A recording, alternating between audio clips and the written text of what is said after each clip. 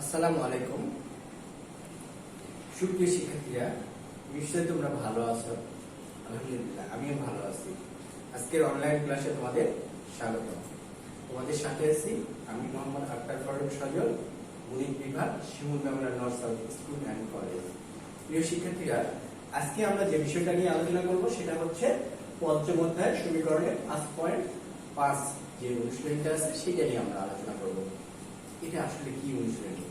এটা হচ্ছে আমরা সমীকরণ দুই চলক বিশিষ্ট দ্বিঘাত সমীকরণের জোট সমাধান করতে পারবে, আর কি করতে পারবে, বাস্তব সমস্যাকে দুই চলক একঘাত এবং দ্বিঘাত সমীকরণে প্রকাশ করে সমাধান করতে পারবে। তার মানে কি বোঝানো হচ্ছে এখানে? আজকে আমরা যে অনুশীলনটা আলোচনা করব সেটা হচ্ছে বাস্তব জীবন ভিত্তিক সমীকরণের সমাধান। এখন তোমাদের প্রশ্ন আসতে পারে, বাস্তব জীবন ভিত্তিক এটা আবার কেমন অঙ্কের মধ্যে আসলো, তাই না? তো এটা হচ্ছে কি, আমরা কিছু কিছু তথ্য আমরা ভাষার মাধ্যমে দিব, যে তথ্যগুলোকে কি করব, সমীকরণে প্রকাশ করে আমরা এর সমাধানটা বের করব। এই জন্য এখানে এটাকে বলা হচ্ছে বাস্তব জীবন ভিত্তিক সমাধান। তোমরা কি ক্লিয়ার হতে পারলে? ওকে, একটু আমরা আলোচনায় চলে যাই। দ্বিঘাত সমীকরণের ব্যবহার। দেখো, সরল সহসমীকরণে ব্যবহার করে দৈনন্দিন জীবনে বহু সমস্যার সমাধান করা যায়। অনেক সময় সমস্যা দুটি অজ্ঞাত রাশির মান নির্ণয় করতে হয়। সেই ক্ষেত্রে অজ্ঞাত রাশি দুটি x এবং y বা অন্য যে কোনো দুইটি স্বতন্ত্র প্রতীক ধরতে হয়। আমরা সাধারণত কি করি, আমরা সাধারণত প্রচলিত অর্থে আমরা x y টাকে আমরা আননোন ভেরিয়েবল হিসেবে জানি, তাই না? x y z যেহেতু দুইটা দরকার, তার মানে কি x আর y। আমরা কিন্তু এখানে a b যদি ব্যবহার করি সেটাও ওকে, mn যদি ব্যবহার করি সেটাও ওকে, pq যদি ব্যবহার করি সেটাও ওকে। আমরা এভরিথিং, যে কোনো ইচ্ছা মতো আমরা ব্যবহার করতে পারি। ওকে, তো সাধারণত আমরা যেটা বলি যে অজ্ঞাত রাশি বলতে আমরা এক্স ওয়াই কে বুঝি। তাহলে দেখো, তারপর সমস্যার শর্ত বা শর্তগুলো থেকে পরস্পর অনির্ভর এবং সংগতিপূর্ণ সমীকরণ গঠন করে সমীকরণ জোটের সমাধান করলে অজ্ঞাত রাশি এক্স এবং ওয়াই এর মান পাওয়া যায়। এটাই হচ্ছে দ্বিঘাত সমীকরণের ব্যবহার। বাস্তব জীবন ভিত্তিক সমীকরণের সমাধানের ক্ষেত্রে আমরা এইভাবে ব্যবহার করে থাকি। তোমরা কি ক্লিয়ার হতে পারলে? বিষয়টা তোমাদের একটু আমি ক্লিয়ার করেছি, আমি চেষ্টা করেছি, জানি না তোমরা কতটুকু ক্লিয়ার হতে পারছো। তোমরা একটু তোমাদের বইটা খুলে দেখবে আর একটু ক্লিয়ার হতে পারবে। প্রিয় শিক্ষার্থীরা, এবার আমরা একটু 5.5 অনুশীলনী কিছু গুরুত্বপূর্ণ অঙ্ক নিয়ে তোমাদের সাথে আমি আলোচনা করব। প্রথমে দেখো, এখানে একটি অঙ্ক লিখেছি আমি। একটি আয়তক্ষেত্রে প্রস্থের দ্বিগুণ দৈর্ঘ্য অপেক্ষা 23 মিটার বেশি। কে বেশি এখানে? প্রস্থের দ্বিগুণ কার থেকে বেশি? দৈর্ঘ্যের থেকে বেশি। কত বেশি? 23 মিটার বেশি। প্রথম শর্ত। তোমরা কি ক্লিয়ার হলে? এবার দ্বিতীয় শর্তটা কি বলেছে? আয়তক্ষেত্রের ক্ষেত্রফল 600 বর্গমিটার হলে তার দৈর্ঘ্য এবং প্রস্থ নির্ণয় করো।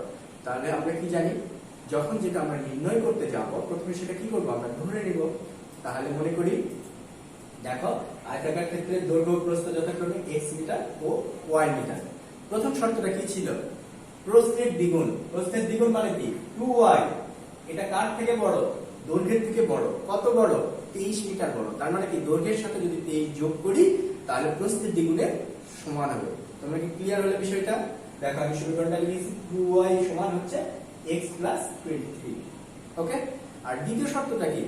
ক্ষেত্রফল। ক্ষেত্রফল মানে কি? দৈর্ঘ্য গুণ প্রস্থ। xy সমান 600।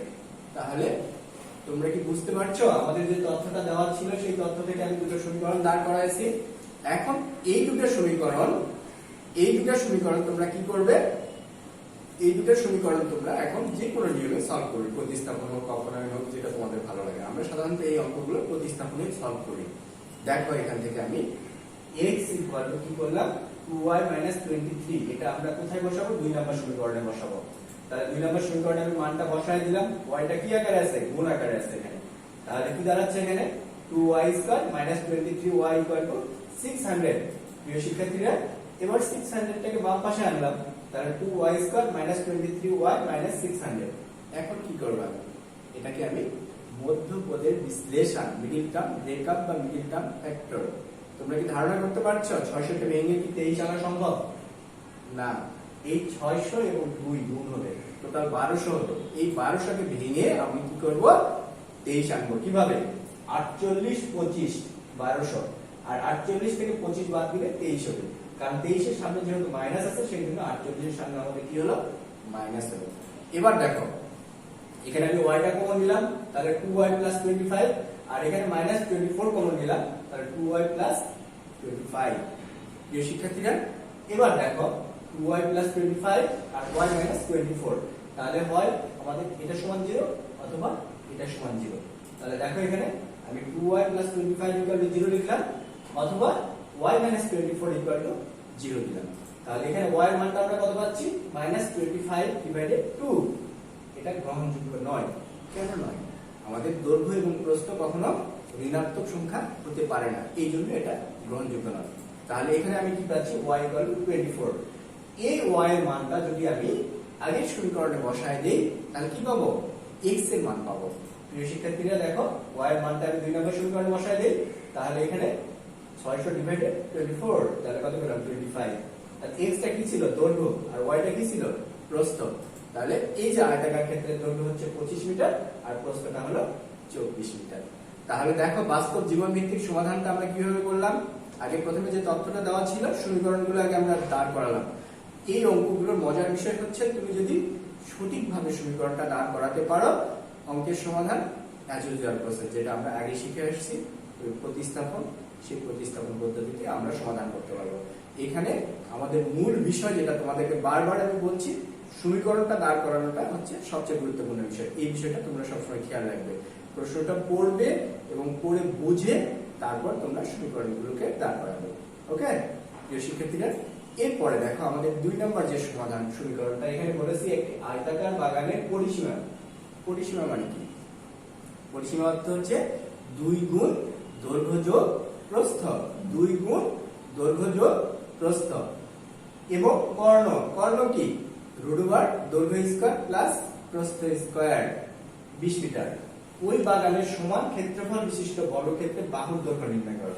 তাহলে প্রথমে আমাদের এখানে কি জানতে হবে? প্রথমে এখানে জানতে হবে আমাদের আয়তাকার ক্ষেত্রে দৈর্ঘ্য এবং প্রস্থ। দৈর্ঘ্য প্রস্থটা আমরা বের করতে পারলে কি বের করতে পারবো? আয়তাকার ক্ষেত্রে আমরা ক্ষেত্রফলটা নির্ণয় করতে পারবো।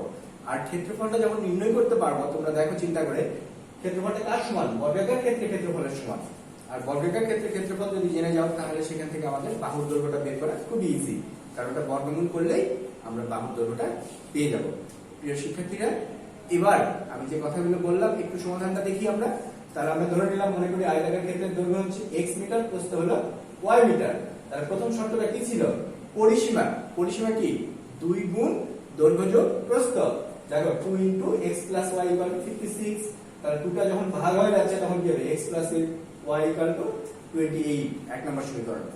এরপর দ্বিতীয় শর্তটা কি? কর্ণ, √, x² + y² = 20।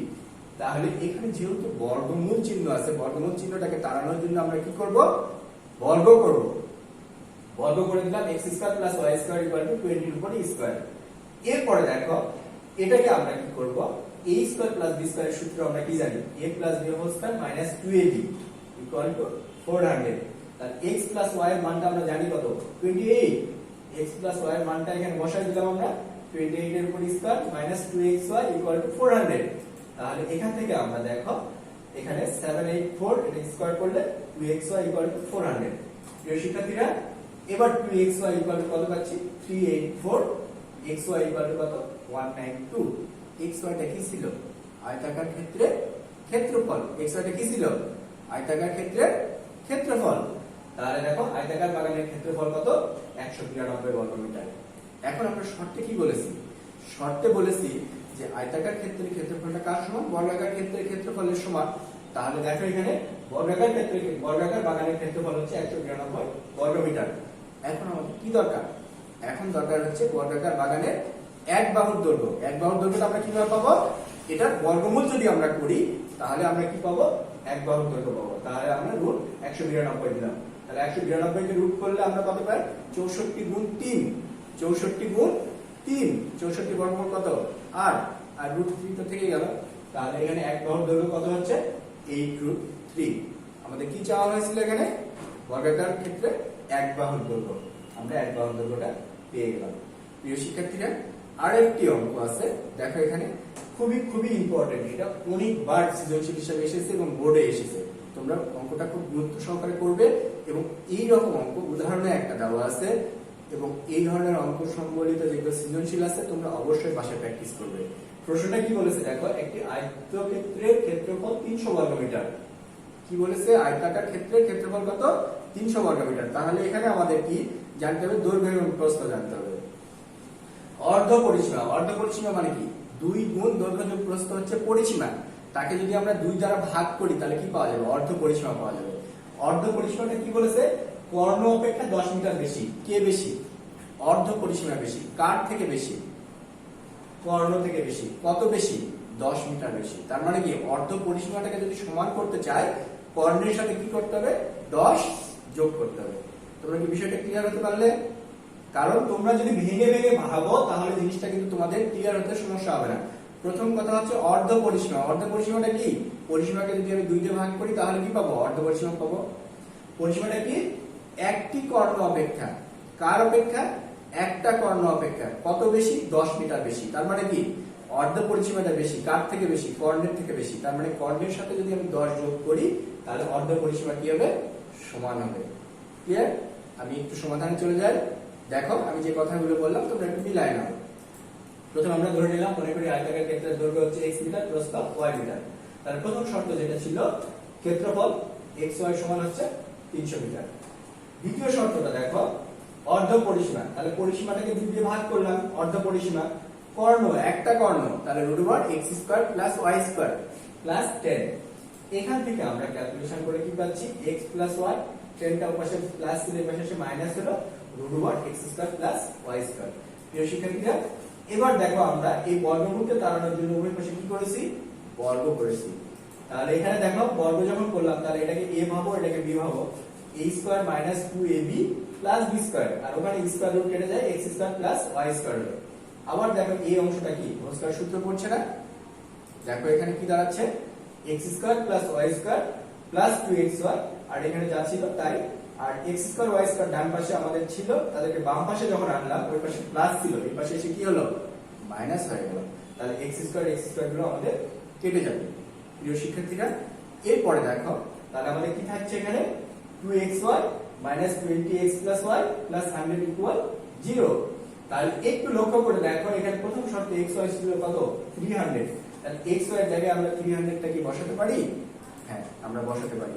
দেখো এখানে 2 কমন নিয়ে xy - 10 x + y + 50 = 0। এখন দেখো এখানে 2 নম্বর সমীকরণে y = 300/x বসিয়ে পাই। তাহলে এখানে আমরা মানটা বসাবো 300, আর এখানে 10, আর y এর পরিবর্তে আমরা 300/x বসালাম, +50 = 0। তাহলে এখান থেকে আমরা ক্যালকুলেশনটা করি। এখানে x টা যদি লসাগু করি, 10 টা ভিতরে গুণ হয়ে গেল। দেখো এখানে 300, আর এই যে 50 ছিল, 350x - 10x² - 3000 = 0। তাহলে এই x টা যখন শূন্যের সাথে গুণ হবে তখন কি হবে, শূন্যই হবে। প্রিয় শিক্ষার্থীরা, তাহলে দেখো এখানে দেখো 350x - 10x² - 3000 = 0। একটা মাইনাস আমরা কমন নিলাম, তাহলে এই মাইনাস দুটো কি হবে, প্লাস হবে, আর প্লাসটা মাইনাস হবে। এখন এটাকে আমরা কি করব, 10 কমন নিব, নিলে x² - 35x + 300 = 0। তাহলে এখানে দেখো এটাকে আমরা কি করব, এখন মধ্যপদের বিশ্লেষণ। 15 দুগুণে 30, মানে 20x - 15x। এই দেখো -15x - 20x + 300। এখানে x টা আমরা কমন নিলাম, তাহলে x - 15 - 20 কমন নিলাম, x - 15। তাহলে আমাদের রাশিগুলো কি দাঁড়াচ্ছে, x - 15 * x - 20। প্রিয় শিক্ষার্থীরা, হয় দেখো x - 15 = 0, x = কত পাচ্ছি আমরা, 15, অথবা x - 20 = 0, x = কত পাচ্ছি আমরা, 20। এখন আমরা ax এর মানটা কি করব, আমরা আগের সমীকরণে বসাই দেব। x এর মানে এক নম্বর সমীকরণে যখন বসাচ্ছি, x = 15 হলে y = কত পাচ্ছি আমরা, 20। আবার দেখো x = যখন 20 তখন y = কত, 300/20 মানে 15।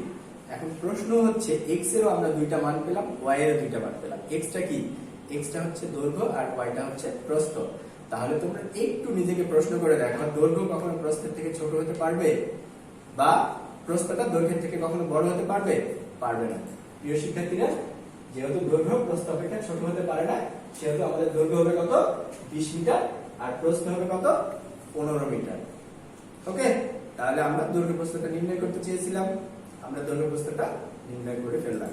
প্রিয় শিক্ষার্থীরা, আমরা এই যে আমরা 5.4 এবং 5.5 এই দুটো অনুশীলনী আমরা গত 2 দিন আমরা যে ক্লাস করলাম, এই ক্লাসের পরে তোমাদের টপ প্লেস হবে। তোমরা বাসায় অঙ্কগুলো ভালোভাবে চর্চা করবে এবং এই করোনাকালীন সময়ে বাসায় থাকবে এবং সাবধানে থাকবে। সবাইকে ধন্যবাদ।